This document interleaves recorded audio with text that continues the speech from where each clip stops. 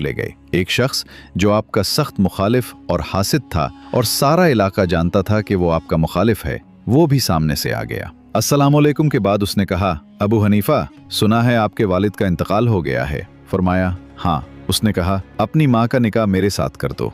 अल्लाहु अकबर।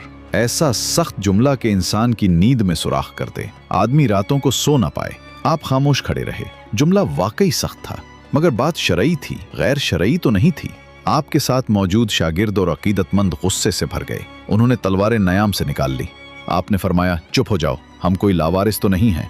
फिर हजरत इमाम अबू हनीफा रहमतुल्लाह अलैह ने सारी हिम्मत जमा की। आंखों में आंसू चमके, मगर आपने उनको भी दामन में समेट लिया और फरमाया, मियाँ, तुमने कहा है कि मैं अपनी माँ का निकाह तेरे साथ कर लूं, तो इद्दत गुजर लेने दे। मैं तेरा नाम लेकर अम्मा से बात करूंगा। अगर वो तेरे साथ निकाह करना चाहें तो मुझे कोई एतराज नहीं होगा। ये फरमाकर आप अपने साथियों के साथ